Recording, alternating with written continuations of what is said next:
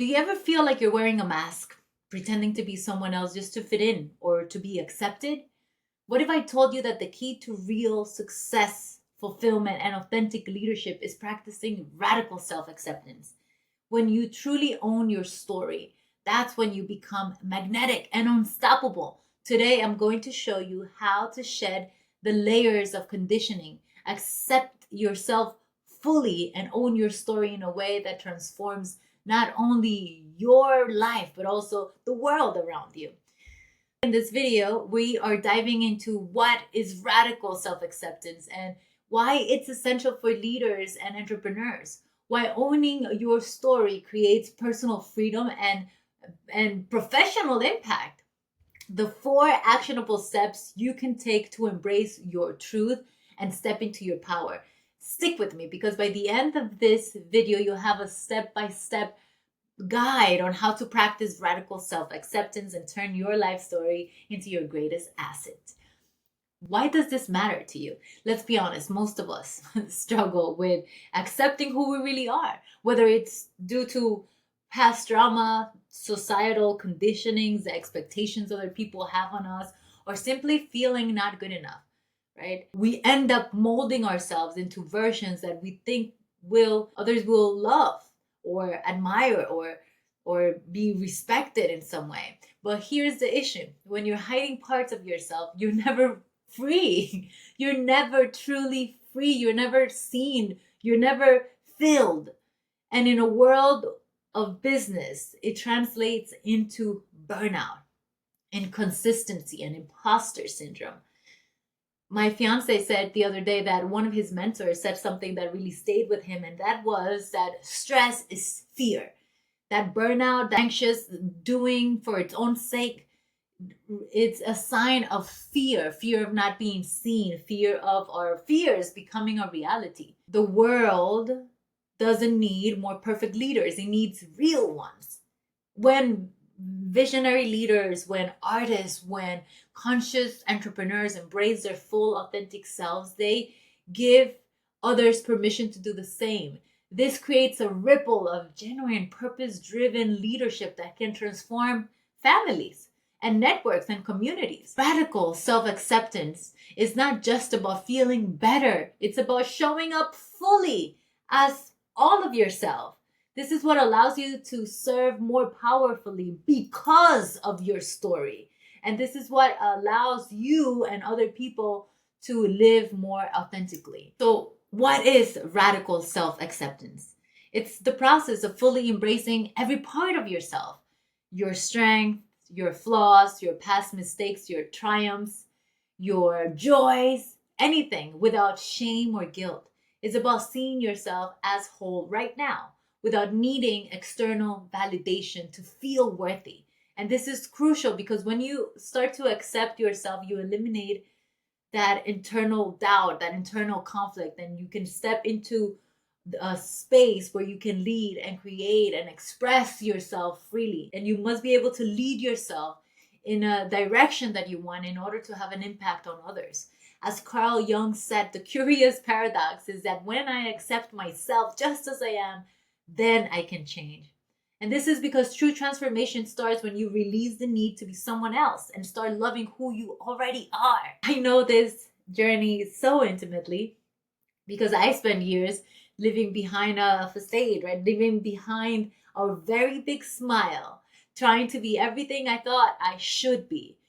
I was chasing approval and hiding parts of myself that I felt others wouldn't accept or worse, find repulsive. And the more that I tried to mold myself, the more disconnected I felt from my own power to make my own choices.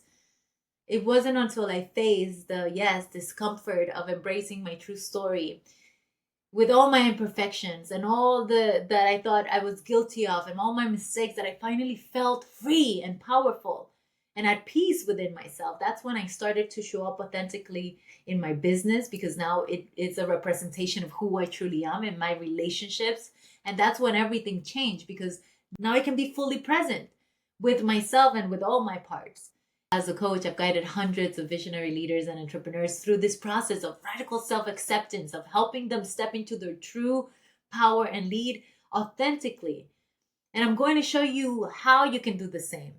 The first step is acknowledging your story. This means looking at your life honestly, embracing your victories, your struggles, and the moments that marked you, because these are the moments that shape your uniqueness. Remember that your story is not a liability, it is your greatest asset, and it's liberating when you can own it. Any mistake you've made consciously, unconsciously, any hardship that you've had to endure, when owned, that is your wisdom.